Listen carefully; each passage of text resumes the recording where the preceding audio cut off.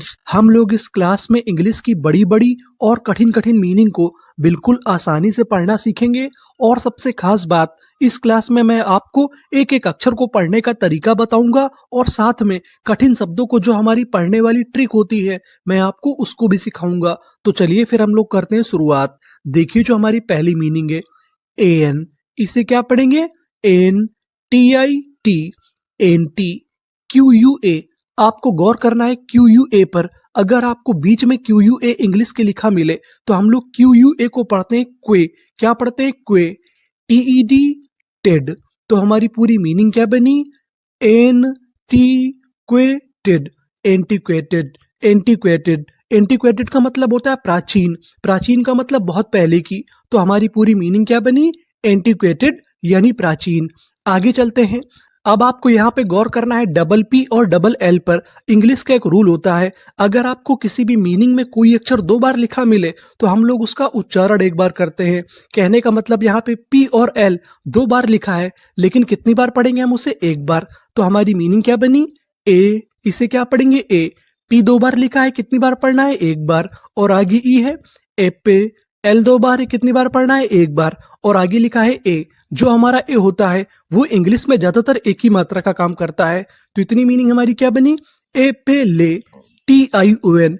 T I O N को हम लोग इंग्लिश में पढ़ते शन, यानी आपको इंग्लिश में कहीं पर टी आई ओ एन लिखा मिले तो आपको क्या पढ़ना है? शन। तो हमारी पूरी मीनिंग क्या बनी? ए पे ले शन, एपेलेशन, एपेलेशन। एपेलेशन का मतलब होता है पदवी। क्या होता है? पदवी। तो पूरी मीनिंग क्या बनी? एपेलेशन, एपेलेशन। आगे चलते हैं, आगे वाली मीनिंग को पढ़ते हैं। सी आर ई, इसे क्या पढ़ेंगे? क्रे। डी ई एन, डेन। तो इतनी मीनिंग क्या बनी? क्रे डेन। अब आपको यहाँ पे गौर करना है टी आई ए एल पर। टी आई एल को हम लोग इंग्लिश में पढ़ते शल, इससे हम लोग टी एल नहीं पढ़ते। यानी आपको कहीं पर टी आई एल लिखा मिले तो आपको क्या पढ़ना है? शल। तो हमारी पूरी मीनिंग क्या बनी? Credential, credential, credential. क्रेडेंशियल का मतलब होता है प्रत्यय पत्र। क्या होता है? प्रत्यय पत्र। तो पूरी मीनिंग क्या बनी? क्रेडेंशियल, क्रेडेंशियल यानी प्रत्यय पत्र। आगे चलते हैं। अब आपको यहाँ पे गौर करना है पी आर ई पर। अगर आपको इंग्लिश में कहीं पर पी आर ई लिखा मिले तो हम लोग पी आर ई को पढ़ते हैं प्री। क्या पढ़ते हैं? प्री। और आगे क्या लिखा है? सी। तो इतनी मीनिंग क्या बनी? Pre C, P I P, pre C P, T O U S. अब आपको यहाँ पे गौर करना है ओ यू एस पर। ओ यू एस को हम लोग इंग्लिश में पढ़ते हैं अस, यानी आपको कहीं पर ओ यू एस लिखा मिले तो आपको क्या पढ़ना है? अस। और आगे लिखा है टी। तो इतनी मीनिंग क्या बनी? टस। पूरी मीनिंग क्या बनी? प्रीसिपिटस, प्रीसिपिटस, प्रीसिपिटस। प्रीसिपिटस का मतलब होता है तेज, यानी जो व्यक्ति या वस्तु तेज होता है उसे हम लोग इंग्लिश में क्या बोलते हैं? प्रीसिपिटस, प्रीसिपिटस। आगे चलते हैं, आगे वाली मीनिंग को पढ़ते हैं। डी आई, इसे क्या पढ़ेंगे? D V U. अब आपको यहाँ पे गौर करना है यू पे। जो हमारा यू होता है उसे हम लोग कभी कभार इंग्लिश में आ भी पढ़ते हैं। वैसे तो ऊ की मात्रा का काम करता है, लेकिन कभी कभार हम उसे आ भी पढ़ते हैं। तो यहाँ पर जो हमारा यू है उसे पढ़ेंगे आ। तो इतनी मीनिंग क्या बनी?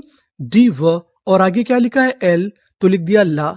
जी ई, इसे पढ़ेंगे जा। क्या पढ़ेंगे? जा। मैं आपको बता दूं कि आखिरी में लिखा है ई। आपको एक रूल याद रखना है, अगर आपको इंग्लिश की किसी भी मीनिंग के आखिरी में ई लिखा मिले तो हम लोग ई का उच्चारण नहीं करते, हम लोग ई से पहले तक का उच्चारण करते हैं। तो हमारी पूरी मीनिंग क्या बनी? डिवल्ज, डिवल्ज, डिवल्ज। डिवल्ज का मतलब होता है रहस्य प्रकट करना, यानी आपने कोई बात छुपा कर रखी थी, आप उसे प्रकट कर दें तो उसे हम लोग क्या बोलेंगे? डिवल्ज। अब हम आगे चलते हैं, आगे वाली मीनिंग को पढ़ते हैं। I N in C R E, इसे क्या पढ़ेंगे? क्रे। इन क्रे, डी यू। यहां पर जो हमारा डी यू है इसे पढ़ेंगे जू। कभी कभार हम लोग डी यू को जू भी पढ़ते हैं अगर बीच में लिखा हो। तो इतनी मीनिंग क्या बनी? इन क्रे जू। एल ओ यू एस, आपको पता है कि ओ यू एस को पढ़ना है अस, और आगे क्या लिखा है? एल। तो इतनी मीनिंग क्या बनी? लस। पूरी मीनिंग क्या बनी?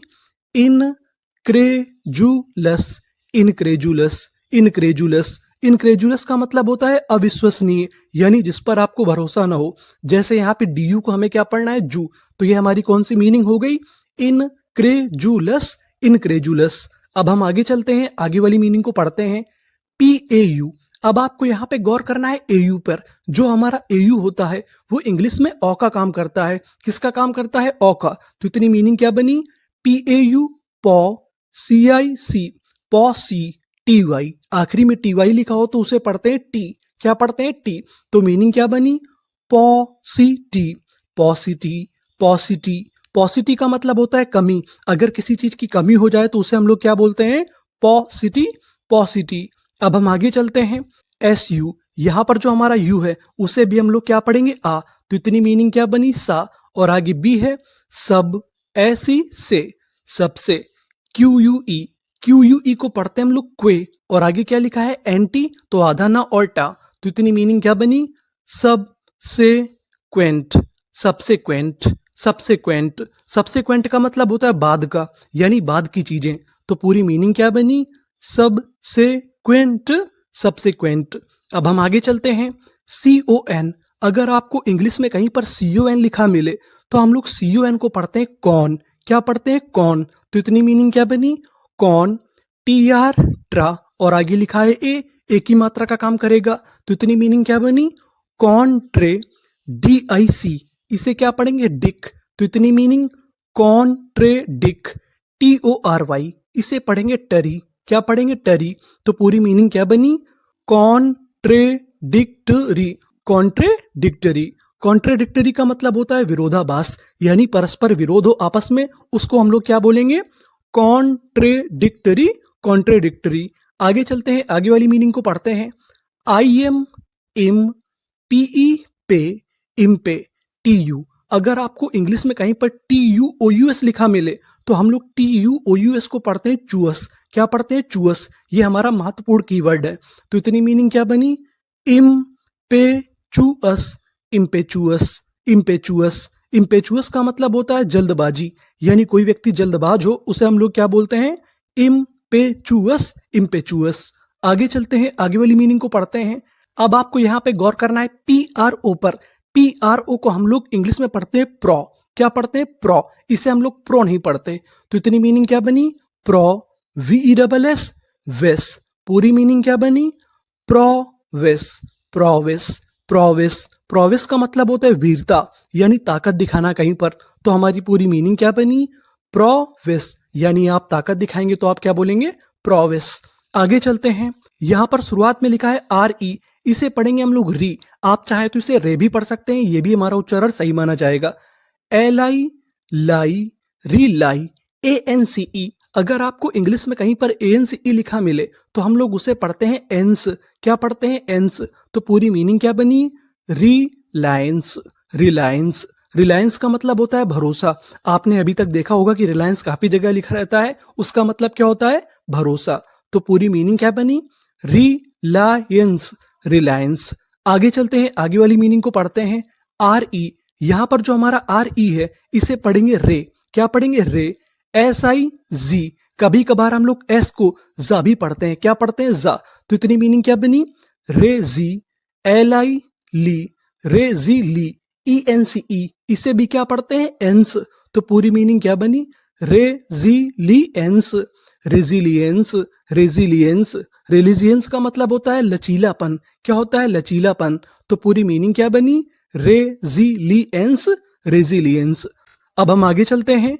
I N, in, T E टे, इंटे, आर आई री, आगे एम है मा, इंटरिम, इंटरिम, इंटरिम। इंटरिम का मतलब होता है आंतरिक। जो हमारी सरकारें होती हैं उनके लिए हम लोग शब्द प्रयोग करते हैं इंटरिम, यानी आंतरिक सरकार। आगे चलते हैं, आगे वाली मीनिंग को पढ़ते हैं। एच वाई, एच वाई को हम लोग पढ़ते हैं हाई। क्या पढ़ते हैं? हाई। पी यू पो, hypo, T H E the, T I T, C A L, इसे पढ़ेंगे कल। तो पूरी मीनिंग क्या बनी? Hypothetical, hypothetical, hypothetical. हाइपोथेटिकल का मतलब होता है काल्पनिक, यानी जो चीज असली ना हो हम लोग कल्पना करके लिखें या बोले तो उसे हम लोग क्या बोलेंगे? Hypothetical, hypothetical. आगे चलते हैं, आगे वाली मीनिंग को पढ़ते हैं। यहां पर जो हमारा ए लिखा है उसे पढ़ेंगे आ, एस्टियो स्टो, एस्टो, एन आई नी, S H I C, I N G, इसे क्या पढ़ते हैं? इंग। तो इतनी मीनिंग क्या बनी? अस्टोनिशिंग, सिंग, अस्टोनिशिंग, अस्टोनिशिंग। अस्टोनिशिंग का मतलब होता है आश्चर्य करने वाला। तो पूरी मीनिंग क्या बनी? अस्टोनिशिंग, अस्टोनिशिंग यानी आश्चर्य करने वाला। आगे चलते हैं, आगे वाली मीनिंग को पढ़ते हैं। आर ई, इसे यहां पर पढ़ेंगे री। एस टी ओ, इसे यहां पे पढ़ना है स्टॉ। तो इतनी मीनिंग क्या बनी? री स्टॉ। सीके, सीके को पढ़ते हैं का, यानी आपको इंग्लिश में कहीं पर सीके लिखा मिले तो हमें सीके को क्या पढ़ना होता है? का। और आगे लिखा है आईएनजी, इसे पढ़ेंगे इंग। आईएनजी को हम लोग क्या पढ़ते हैं? इंग। तो इतनी मीनिंग क्या बनी? किंग। पूरी मीनिंग क्या बनी?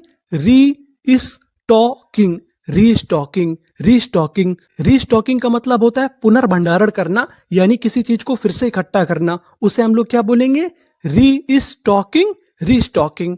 अब हम आगे चलते हैं। एसओ, एसओ को यहां पे पढ़ेंगे हम लोग सौ। एल यू, ल्यू। कभी कभार हम लोग एल यू को ल्यू पढ़ते हैं। क्या पढ़ते हैं? ल्यू। बी एल ई, अगर आपको इंग्लिश में कहीं पर बी एल ई लिखा मिले तो हमें बी एल ई को पढ़ना होता है बल। क्या पढ़ना होता है? बल। तो पूरी मीनिंग क्या बनी?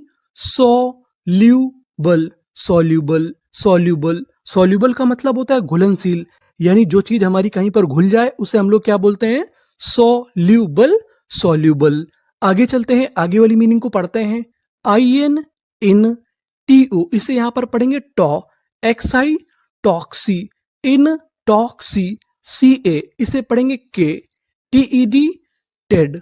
तो पूरी मीनिंग हमारी क्या बनी? Intoxicated, intoxicated, intoxicated. इंटॉक्सिकेटेड का मतलब होता है नशे में, यानी कोई व्यक्ति अगर हमारा नशे में है तो हम उसे क्या बोलेंगे?